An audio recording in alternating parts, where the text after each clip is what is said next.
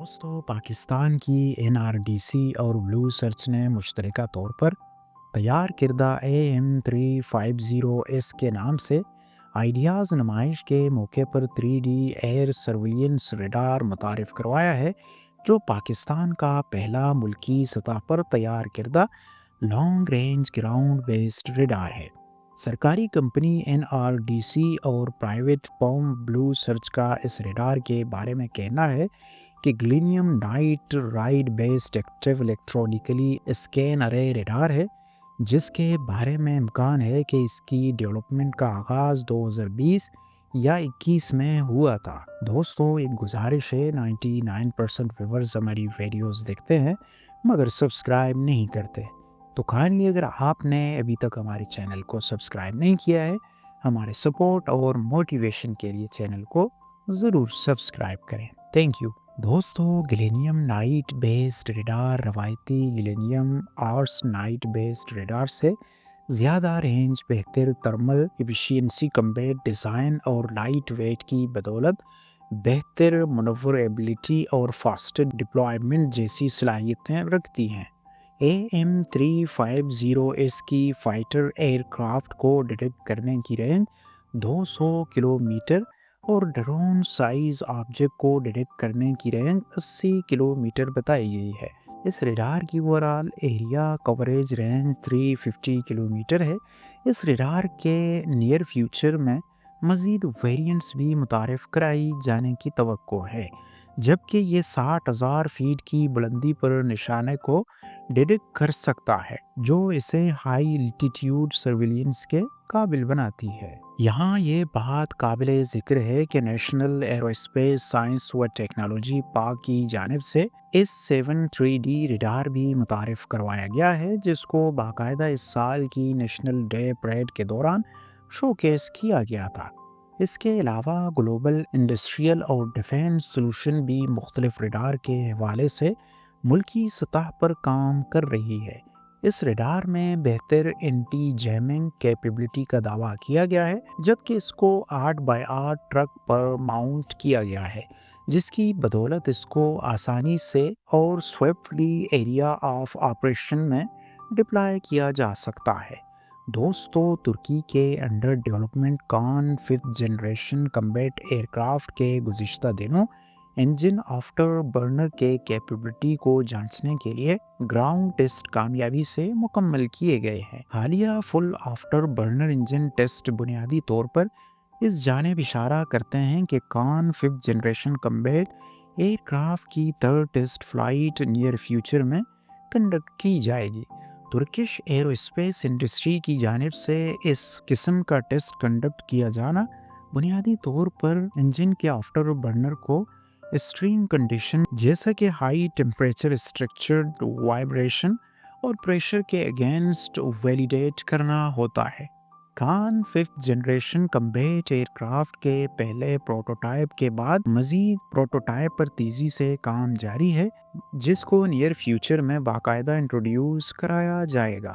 یاد رہے کہ اس طیارے کی ترک ایئر فورس کو متوقع ڈلیوریز 2028 یا 30 کے درمیان متوقع ہے، جبکہ ابتدائی طور پر اس طیارے کا بلاک 1 ورژن متعارف کرایا جائے گا۔ اس کا فلی 5th جنریشن صلاحیتوں کا حامل کمبیٹ ایئر کرافٹ 2030 کے بعد تیار کر کے ترک ایئر فورس کے حوالے کیا جانا ہے۔ دوستو امریکی نیوی کی جانب سے بوئنگ کو $1.7 ارب کا کنٹریکٹ ایوارڈ کیا گیا ہے۔ یو ایس نیوی کی جانب سے ایوارڈ کردہ اس کنٹریکٹ کے تحت بوئنگ کی جانب سے P-8A کو سائیڈڈ میری ٹائپ پیٹرول اور ریکوننس ایئر کرافٹ کو موڈیفائی اور پروڈیوس کیا جائے گا۔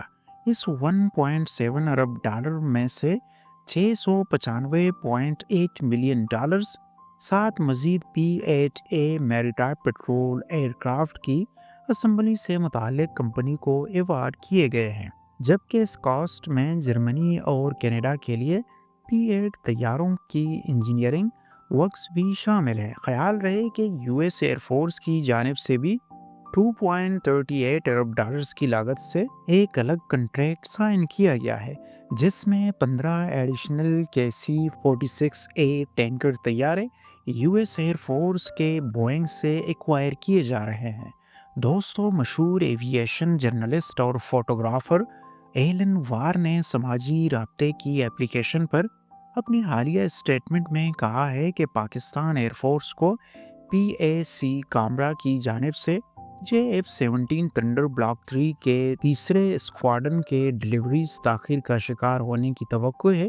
ان کا مزید کہنا تھا کہ اس کی بنیادی وجہ پاکستان ایروناٹیکل کمپلیکس کامرا کی جانب سے JF-17 تھنڈر بلاک 3، جنہیں JF-17C بھی کہا جاتا ہے، ان کی آذربائیجان کو فراہمی قرار دیا ہے۔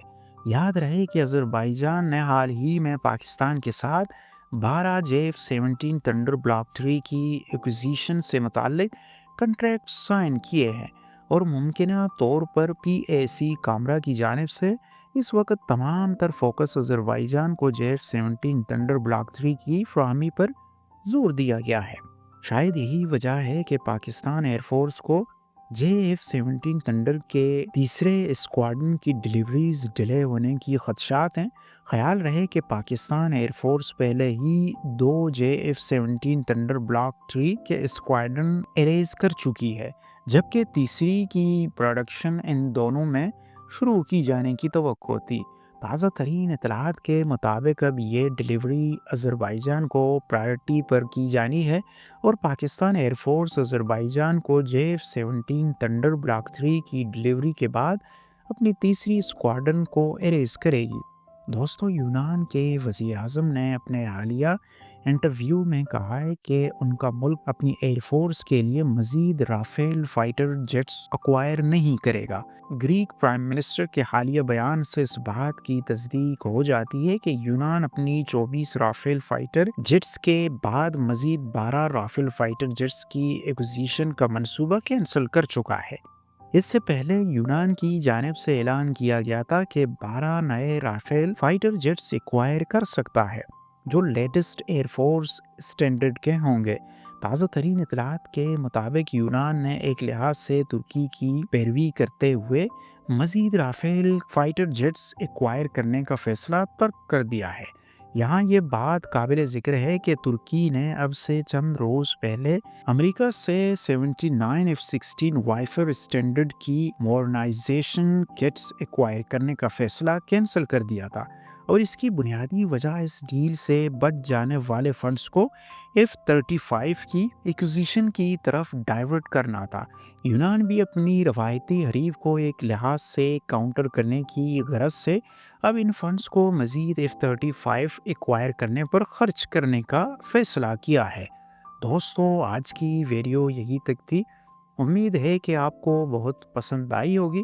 گزارش ہے کہ ویڈیو کو ضرور لائک کیجیے گا۔ Thank you.